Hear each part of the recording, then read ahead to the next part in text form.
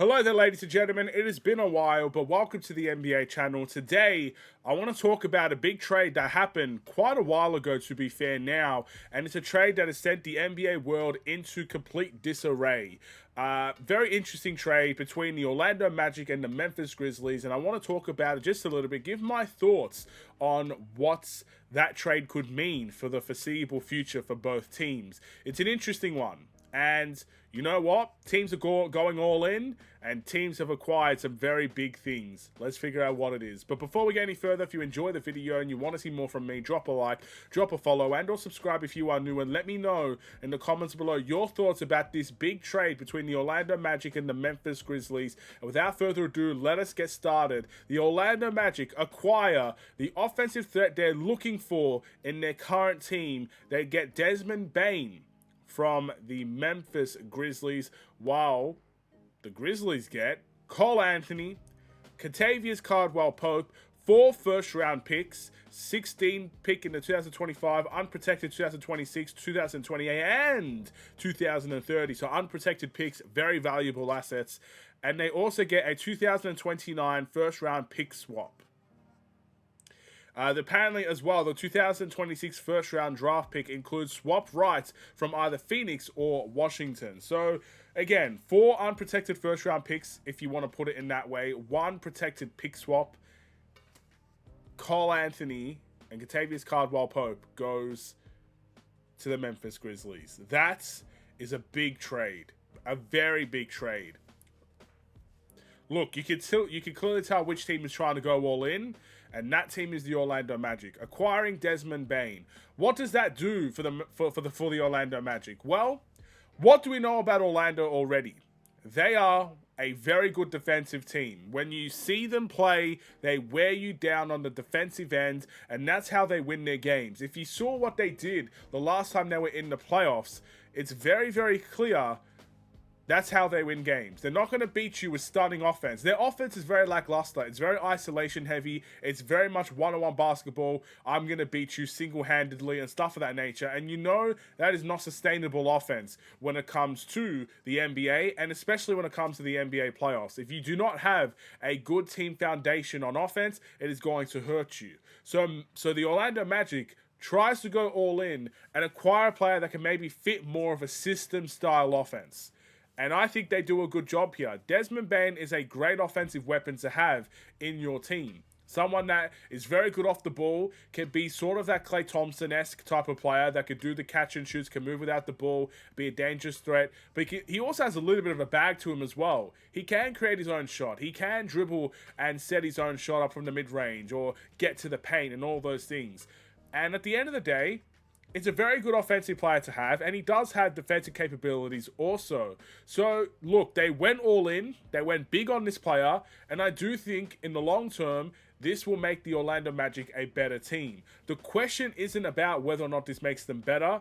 It is about whether or not this makes them championship contenders, because I think they're capped out now. They're paying a lot of guys, a lot of money. This is their team for the future. Does that make them a championship-ready team, or is this going to be a step closer, but not close enough? You know what? If it was 2 months ago, I would say this doesn't get them close to an NBA championship. But right now, we are sitting here with the Indiana Pacers in the NBA Finals. We're sitting here in the Eastern Conference with the New York Knicks and the Indiana Pacers in the Eastern Conference Finals. 2 teams that did not expect to make it there. 2 teams that didn't have great regular seasons. 2 teams that were in the Eastern Conference Finals. So I sit here today and I tell you, I don't know. I put my hands up. I don't know. I don't know if this makes them a championship team or not. Because what we've seen now, it's not just about super teams anymore, ladies and gentlemen. We are in the most competitive stage of the NBA probably ever. It does. We have new champions every year, it feels like. And I think any right move, any right tactical move can probably take you to the next step. A team like the Detroit Pistons, for example, last season doesn't make the playoffs. This season competes in the NBA playoffs and takes it to the New York Knicks. That, to me, is a step forward. And for the Orlando Magic, to me, this is a step forward for them. You can admit, I admit, it's a very big burden to lose the talent, or I should say the draft capital that they lost. But if you're looking at a team perspective and what they get as a team, it is good. Plus, not to mention, they do get rid of the contracts that is Kentavious Caldwell-Pope. It was a very big, hefty contract, and they got rid of that. So I think they'd be very happy also. I still think Orlando needs to probably look for that point guard for the future. That's just me personally. And if they can find that, then, I think they'll be set, really. But who knows? I think at this point, it's looking really good for the Orlando Magic. We'll see what they look like next season. Everybody's memeing them, and maybe rightfully so, because the draft capital is insane for a guy like Desmond Bane. 4 first-round picks. Cole Anthony. Wow. Let's talk about the Memphis side of things. Let's be honest. When I look at Memphis, I see instability. I see a team, talent-wise, probably should be better than what they were, but there's a lot of off-the-court issues that has happened over the past few years, a lot of health issues over the past few years that just hasn't allowed Memphis to elevate where they probably needed to go. Ja Morant was once an MVP caliber player, now dealing with multiple injuries per season. It's just not stable. And at the end of the day, I think they did the best thing for their future here. They were not going to win a championship in the near future with the current roster. Whether it's basically purely because of luck, or maybe it was a skill and a team issue, it just wasn't going to happen for them. So, what do?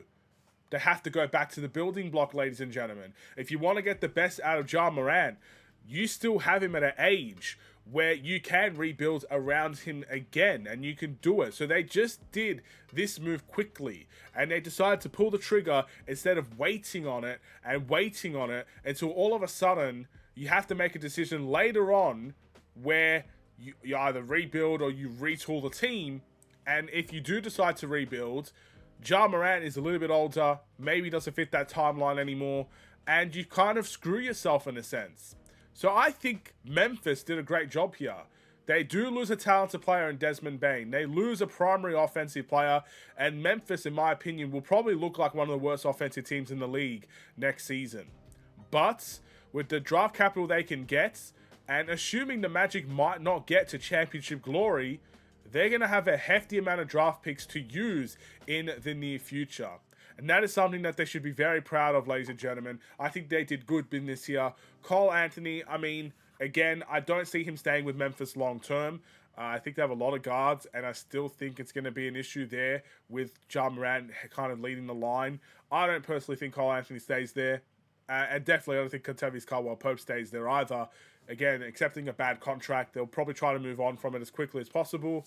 We'll see what happens there, but it's a big trade, and I think both teams had clear decisions, clear factors, and in the end, I do think both teams walk away victorious in this trade.